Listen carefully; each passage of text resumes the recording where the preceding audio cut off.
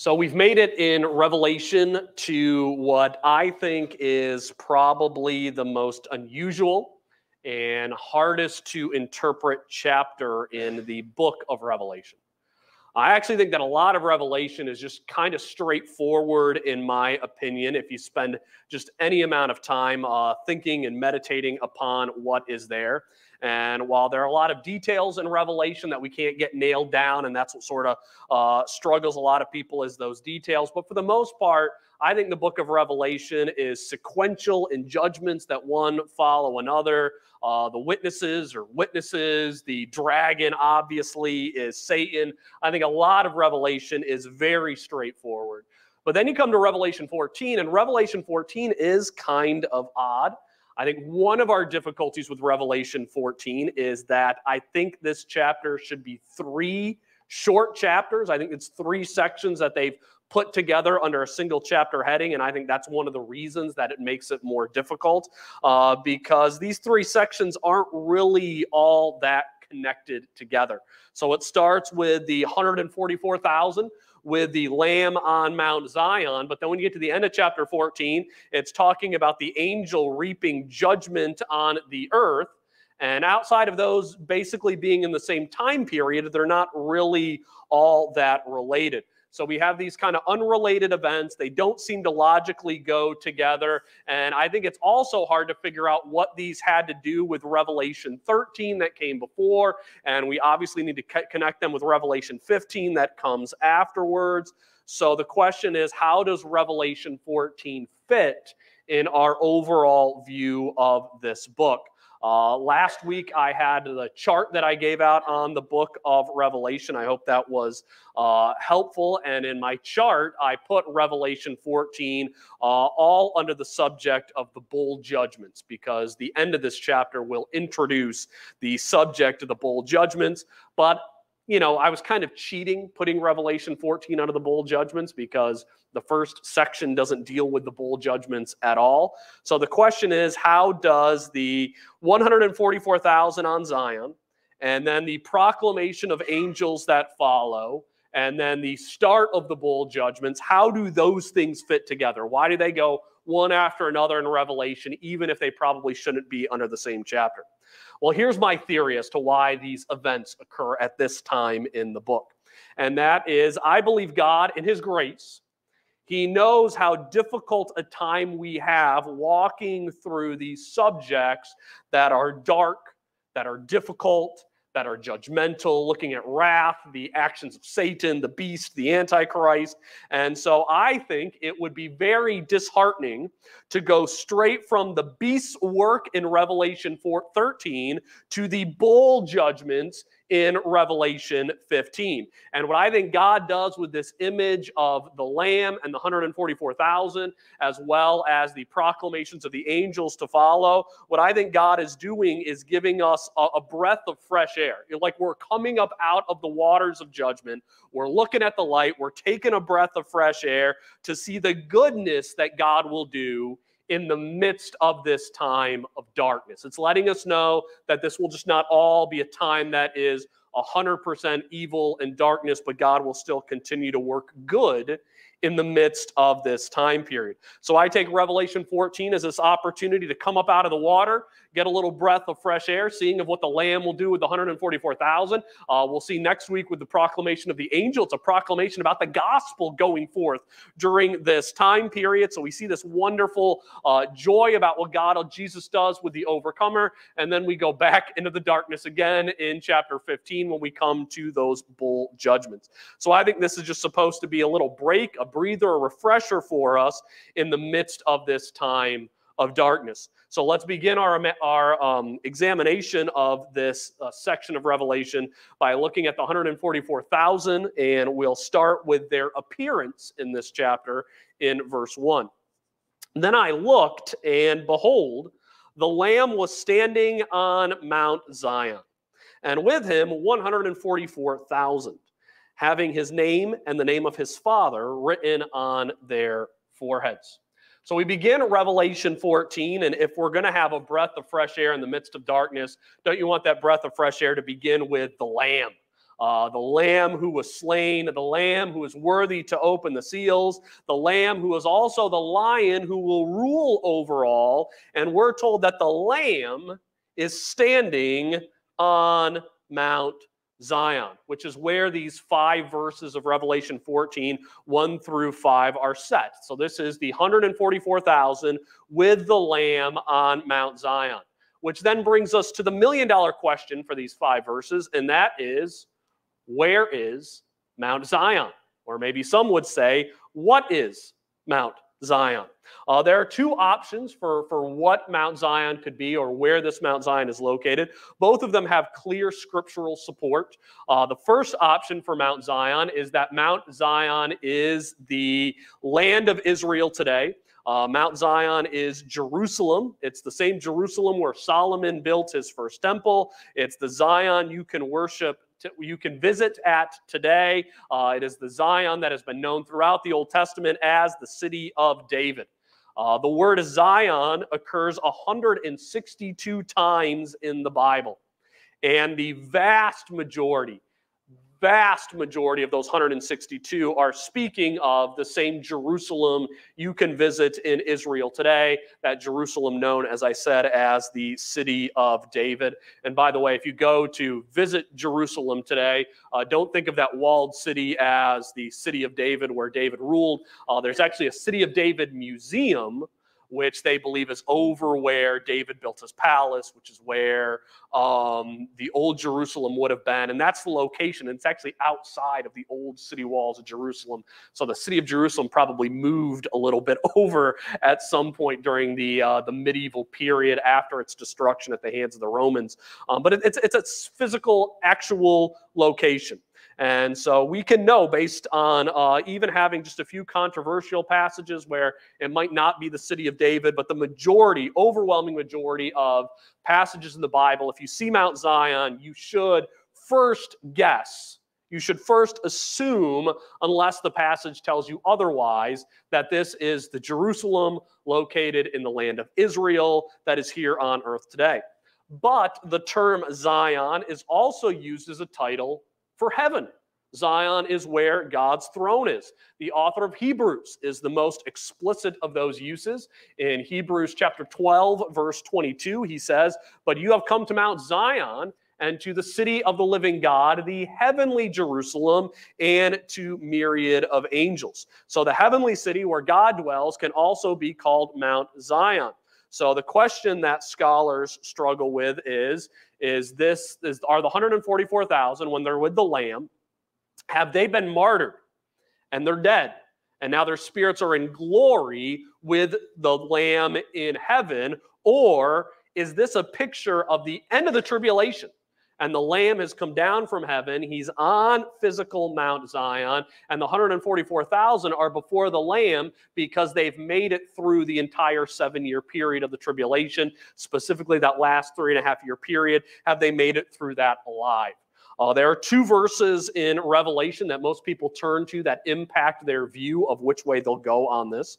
The first is Revelation 12:14. Speaking of these same 144,000, speaking of the Israel of this time period, we read where she, and the she is the woman Israel in these 3.5 years, where she was nourished for a times and a half from the presence of the serpent. So this length of time, this 3.5 years, makes it sound like the woman who is Israel, who is the 144,000, that they were protected throughout the 3.5-year period. Therefore, when you get to the end, should they have been martyred? No, they should have been delivered and preserved till that time period.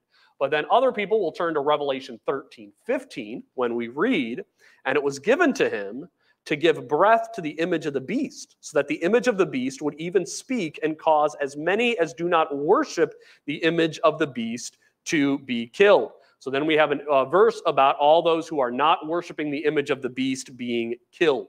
And so they would say, so, like, this is telling us then that those 144,000 will be killed because obviously they are not going to worship the image of the beast. So those are the 2 verses that drive the options that they are martyred or that they survive.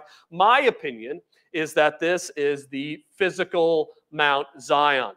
and that the 144,000 are celebrating with the Lamb in worship after surviving the tribulation period. So I go with saying that chapter 12, verse 14 is saying that they were preserved during this time period. So Revelation 13:15 wasn't necessarily saying that the beast is going to kill every person who doesn't bow down to the image. The image isn't going to be able to kill every person. It's going to strive to. Its goal is going to be to kill every person that does not worship the image, but every person is not going to be killed by the beast. That's just going to be their goal, and they'll be futile in that goal because God will preserve the 144,000 throughout then. And one of the other reasons I go with the physical Mount Zion is if you noticed in Hebrews chapter 12, verse 22, let me go back there. Why do we know Hebrews 12:22 is speaking of heaven? Because it says, heavenly Jerusalem. It says the city of the living God, heavenly Jerusalem, right in it. Do we see heavenly Jerusalem or heavenly Zion anywhere in the book of Revelation? We don't. We do not have those keys there at all. So I compare Hebrews 12:22 with what we see in Revelation 14:1, and I say, I think we should go with physical Mount Zion. Now, obviously, we could be wrong on that. It could be the heavenly city, but I think the more likely picture is that this is the physical heaven.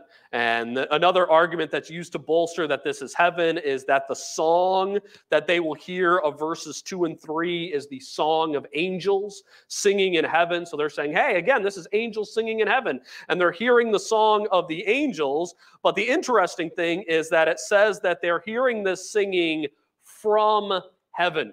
And that language of from heaven points to the idea that they are singing in one place and then their sound is traveling to another location. So it's not that they're in heaven hearing that sound, but they're hearing the song that is coming from heaven. So I think the best way to hear that, to understand this, is that somehow those 144,000, when they're standing on Mount Zion, they're going to hear the voices of angels who are in heaven coming and singing above them on earth.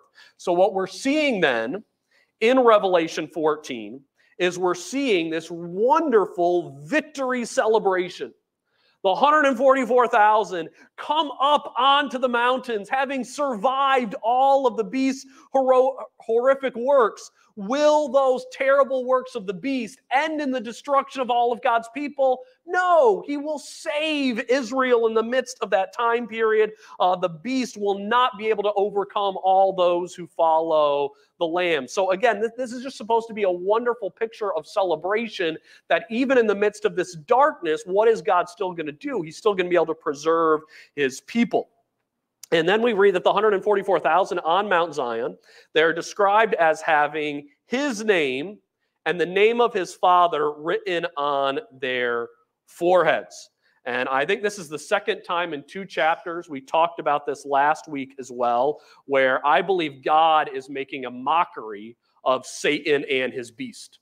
The first time last week when God was making a mockery of Satan and his beast was through the use of overcomer, as I highlighted on how the beast thinks he's going to overcome God's people. But what do we know? Because of the the use of overcomer earlier in Revelation, even if Satan thinks he's overcome them, he hasn't. They're overcomers no matter what. And I think this is a form of mockery as well, as the beast will have been putting his mark on people, showing his superiority. And then at the end, God's going to have the 144,000 come out with their own mark of God's name on his end, again, showing Satan that when God does it, he does it better. What they will have written on their heads, we read, is his name, which I'm going to take as the name of Jesus, and then the name of his Father, which I'm going to take God's name in the Bible. And since they are Hebrew, I'm going to guess they'll have the Hebrew names written on their heads. So they will have Yeshua and Yahweh written on their foreheads. And we know how Hebrew is written, even if there are debates on how it's pronounced. So I think we can be very confident that what you see up on the screen will be what is written on the 144,000's head. When they come before God, you have the name of the Lord and then the name of Jesus, Yeshua in the Old Testament up there. And if you look at that and you say, I don't think I'd want that writing tattooed on my forehead, I'm going to guess that those 144,000, if they have the opportunity at that moment to have this on their forehead, they're going to be like, can I cut like 25 places in front of you in line? I want to get this on there. And they will be thrilled to have the name of Jesus on their forehead. But this is one of those places where I think we can be extremely confident that what you see on the screen is what they're going to have on their foreheads that day with the name of the Lord and the name of their Savior. And once they're marked, or maybe in the midst of their marking, it'll be a great ceremony, there will be worship from heaven that is being heard on earth. And that worship is seen in verses 2 and 3. And I heard a voice from heaven like the sound of many waters and like the sound of loud thunder. And the voice which I heard was like the sound of harpists playing on their harps.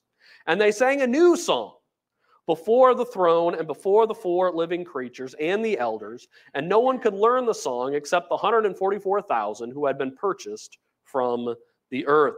So as I just stated, those in Mount Zion will hear a voice from heaven, which points to me as them not being in heaven, but being in earth and hearing that voice in heaven. So we will have angels, elders, living creatures, physically in heaven, in God's throne room, and their song will be able to be heard on Mount Zion and on earth. Now, the descriptors of many waters, thunder, like harpists, if we look up earlier descriptors of angels speaking, both in Revelation and outside of Revelation, these are just terms for John saying, when angels are talking and singing, this is how it sounds to me.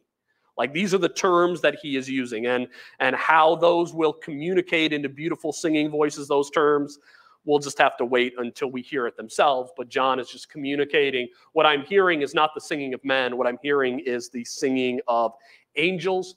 Maybe the use of these terms is just simply telling us that these voices in glory are deeper, they're richer, they're fuller than anything that we hear on earth, almost like the idea of if you hear early Nintendo music, it's kind of like, and that's all the music is. And then you hear Nintendo music today, and then they got like full-on orchestras, composing that music, putting it out today. And I think, the music we hear on earth is kind of like the Nintendo music. Like, whatever we think is the best music we hear on earth is like the da-da-da, and then the music in heaven is going to be like, bang! That is like full orchestra. That is so much better. And I think to me, that's the picture of these terms, and what I see is that when we hear the angels singing, it will just compound and be 1,000 times better than what we hear on earth.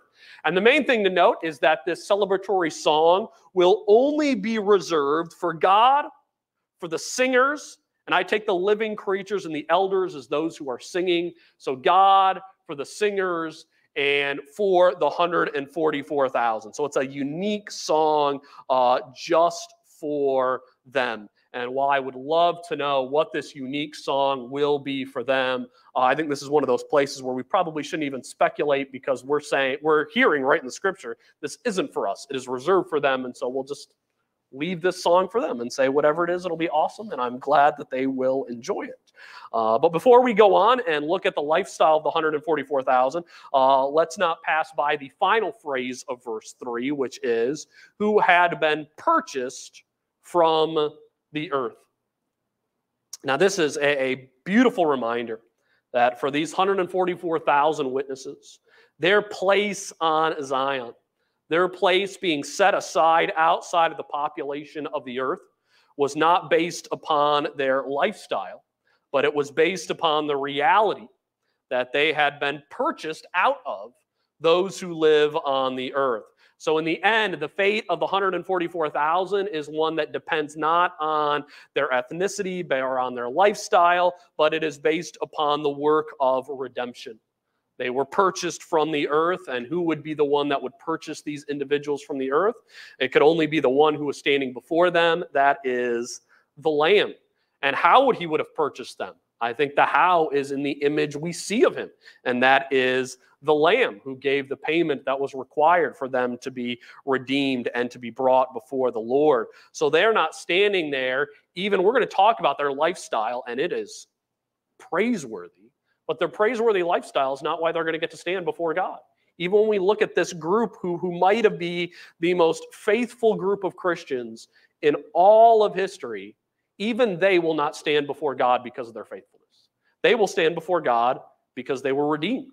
Because they were redeemed by the power of the blood of the cross, by the power of the resurrection. And so even for the 144,000, it is no different. The only way to stand before God is to be purchased by Jesus Christ and to be saved by the work of Jesus. So salvation has always been the same way. It will always be the same way up until the very end. And that is, we must be redeemed by the work of the Lamb. And the Lamb, in his glorious sovereignty, makes the choice to redeem us based upon faith alone in him, not by works of righteousness that we have done. And so even in this final passage, that is driven home of the way of salvation through Christ alone. So we have this song in heaven over the Lamb, over the 144,000, and now we get the picture of their lifestyle in verses 4 and 5. These are the ones who have not been defiled with women, for they have kept themselves chaste. These are the ones who follow the Lamb wherever he goes. These have been purchased from among men as first fruits to God and to the Lamb. And no lie was found in their mouth. They are blameless. So the first phrase to me is where all attempts to turn the 144,000 into all of the church throughout all of history, or all of the church at the end of this age, it just falls flat. We need to remember that the most common view throughout church history is to see the 144,000 as the church. So we are in a small minority here, but I think we're in a minority where we're still standing on a very strong foundation, because you can look and we're just saying, we're just taking the text for what it says. And at the same time, if somebody disagrees on this, we can be like, we're okay to disagree on this. We can still be friends, but I'm going to stand on Scripture even if I'm in the minority view on this. But what we're reading here is that the 144,000, here's what we know about their lifestyle. One, they are men, because we are talking about them sleeping with women, not having children with women. So first, they are men. Second, they are men who have not defiled themselves with women. So they are men who are virgins. And we learned earlier that what is the ethnicity of those 144,000? They are Israelites, 12,000 from each of the 12 tribes of Israel. So they are Israelite men who have never been married and who are still virgins. And I'm not one of those individuals. I'll never talk about how there's a superior holiness to not being married and never being with women. Like that's a Platonic view. But I think there's a specific reason why these men don't marry and why they stay virgins. And it should make complete sense. These individuals, these men, spent the first 3.5 years of the tribulation in extensive global evangelism. And then they spend the next 3.5 years of the tribulation on the run from the destructive power of the beast. To me, those are very hard things to do if you have a family and you're in the midst of having kids. So it makes more sense that you're going to take these individuals who will spend 7 years of their lives reaching the lost and frustrating the devil as he tries to destroy them. Now, I also have a side hope that they'll still be alive at the end of the tribulation period. That's the view I'm taking at this point. They were never martyred. They're then able to go into the millennial kingdom and enjoy the rest of their lives in the millennial kingdom, and probably at that point find themselves some brides, have families, have kids, enjoy all of those things that they did not have during this 7-year period as they were serving the Lord as evangelists. So the picture here is that they're setting aside the physical pleasures, the physical joys that we have in this life. I mean, there is a great joy to having kids. It is awesome. I love it. And they set that aside to be witnesses during this 7-year period. We also read here the language that they are those who are following the Lamb. And this word follow, it has the idea of the language of discipleship. Remember with the rich young ruler, Jesus asked the rich young ruler to sell all that he has and follow him. And how did the rich young ruler respond? It was, I'm sorry, I'm not going to do that. I'm not going to sell all that I have and follow you. The 144,000 Israelites will be those who do what the rich young ruler was unwilling to do. They will give up all that they have, and they will follow Jesus Christ in discipleship. And if we want to take the phrase and the broad understanding of discipleship, we should take it not only the fact that they're willing to follow the Messiah, but probably they will be individuals who will engage in increasing amounts of maturity throughout this 7-year period as they continue to follow the Lord more and grow in their knowledge and understanding of them. And I think if you want to get the best picture of the full range of what it will mean for them to follow the Lord as disciples, I think you look through the Sermon on the Mount. And you look at Matthew chapter 5 through 7 and see that kind of behavior that we see Jesus talking about his followers having. And I think that's how these individuals will live during that period of time. So you look at some of the commands in the Sermon on the Mount where Jesus says, I want my disciples to go this far in serving me. I think the 144,000 will be those who do all of that, who follow in discipleship and maturing in that time period. After this, we actually go back to the redemption language of verse 3 in describing their behavior, and that is they have been purchased as the first fruits to God and the Lamb. And I think the reason that John duplicates this redemption and purchase language in back-to-back verses here is that I think that John is going out of his way to say, no matter how praiseworthy you view these 144,000 witnesses, and man, are they praiseworthy. The lives that they live, the sacrifices that they do, it is incredible. They are following Christ in the most traumatic and terrible times in all of history. They are living as Israelites in the way that Israelites were always meant to live. Yet ultimately, how are they able to be part of this story? It is not because of works that they have done. It's because they have been purchased by the blood of the Lamb. It is God's grace, it is God's faithfulness that allows them to be in this story. So even in the midst of a proclamation to their faithfulness, we need to not forget that the ultimate glory always goes to God who has redeemed them. So when we look at any group of Christians, no matter who they are in church history, and we see them as praiseworthy, and there's lots of reasons that we can look at people as being praiseworthy because they, led souls to Christ. They were faithful in real difficult situations. I think of Count Zinzendorf and the Moravians. The interesting thing about Zinzendorf is that he's a man who gave up, basically the majority of his standing and wealth so that he could shelter these Moravians on his property because both the Reformed community, the magisterial reformers, and the Roman Catholics were trying to kill this group of individuals. But when Zinzendorf gets these Moravians together, what they begin to do is they do what basically the church stopped doing at the time after the time period of St. Patrick early on, which was missions kind of died out after a couple hundred years.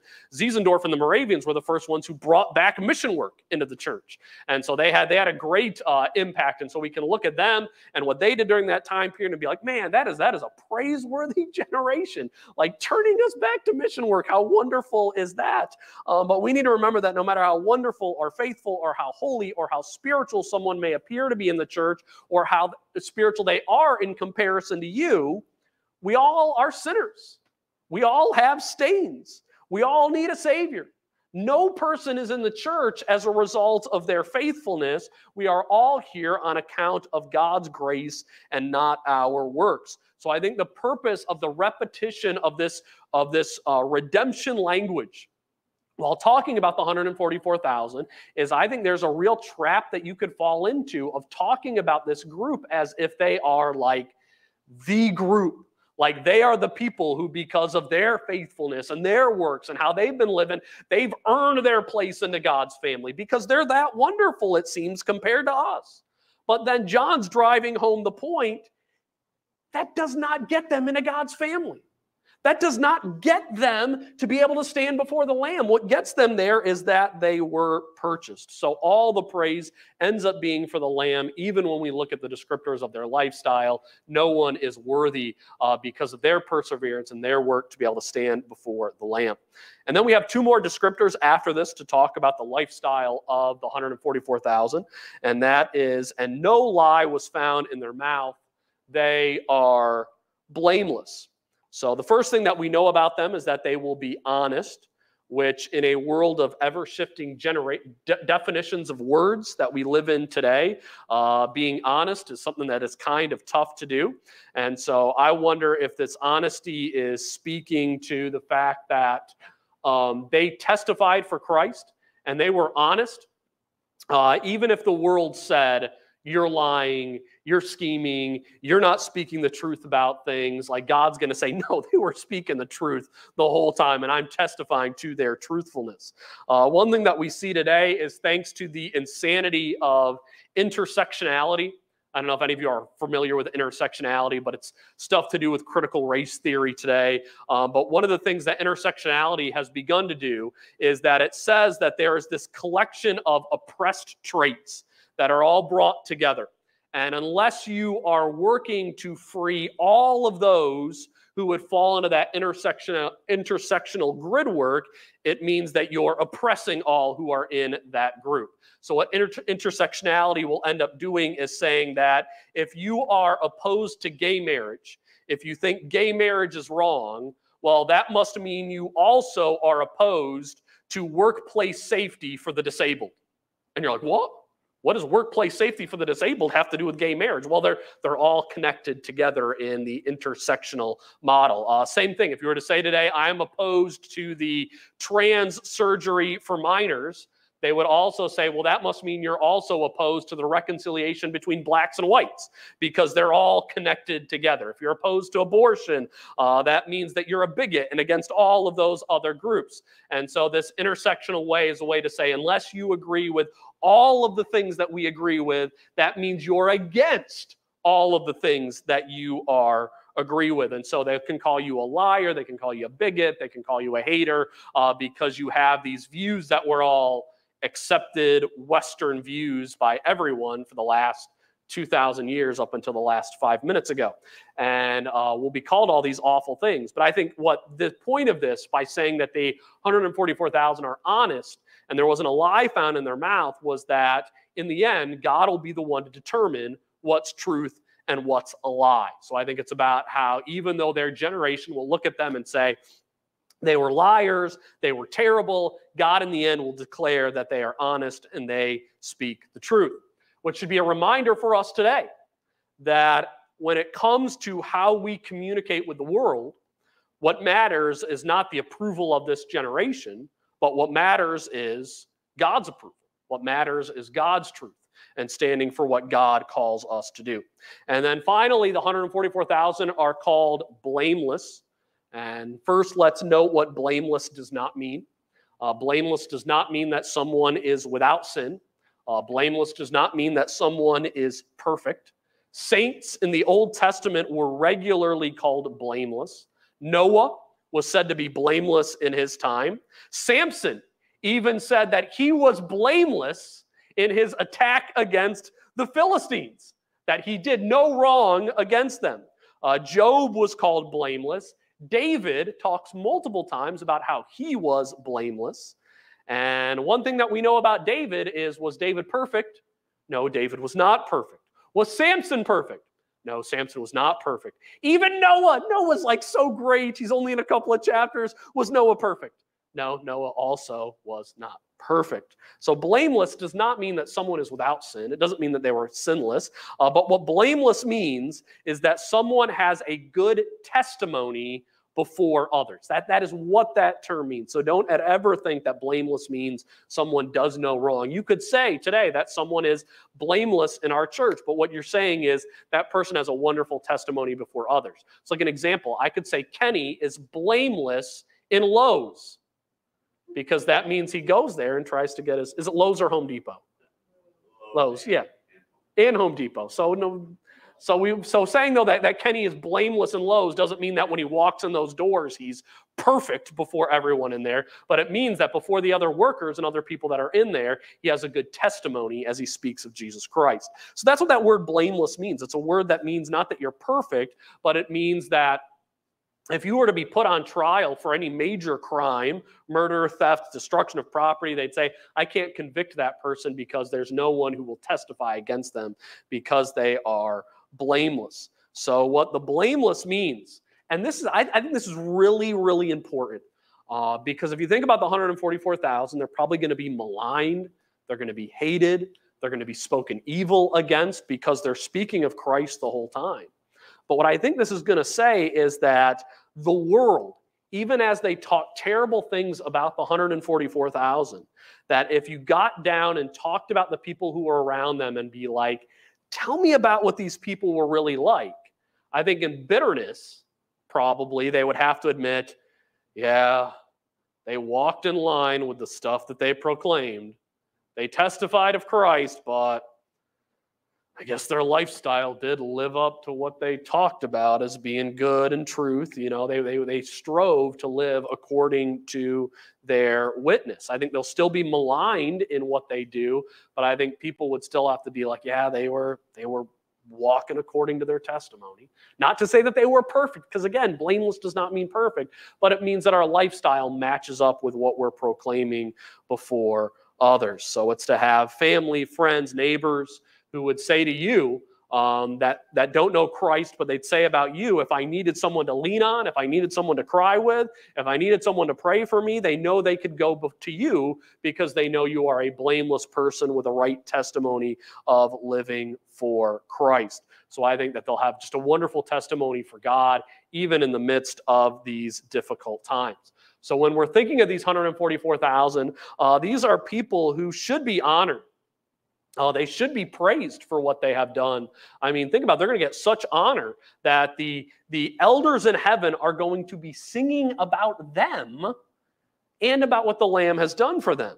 But we also need to remember that whenever we talk about even the most praiseworthy people on earth, who is the one who ultimately always deserves the praise? It is the Lamb who snatched us out of our sin and our brokenness and who gave us the grace and mercy that we need in order to be faithful and to be blameless in this day. This is, I just think, a beautiful picture of what's going to happen with a great celebration of the 144,000 at the end of this time period of the judgment on mankind. And again, I think the reason to put this right here is that God knows like just how hard it would be to go from here's all of the works of the beast to here's all of the bowl judgments to here's the destruction of Babylon, to have all of that right in a row. Like, oh man, talk about heart-wrenching to have all of that right in the order, right in order. So right in the middle of it, he just gives us this little moment of light to say, remember, in the midst of even all of this, it will not all be darkness. And it's a good reminder for us, because aren't there times in our own lives where we look around and we're like, man, everything is the pits. Everything is dark. Everything is terrible. There is no light. But this is to remind us that even in times where we feel that way, there is still light. There is still goodness. There is still hope for God's people. So I think this would have been a wonderful encouragement for Christians undergoing persecution at this time to remind them of the hope that waits for all of God's people in the end. And the 144,000 just serve as a sort of ultimate example of that hope, because they're going through the worst tribulation of all time. Like no one will get it worse than them, but they'll have a wonderful, glorious end. So even when we look at our difficult time, it gives us hope by looking to them.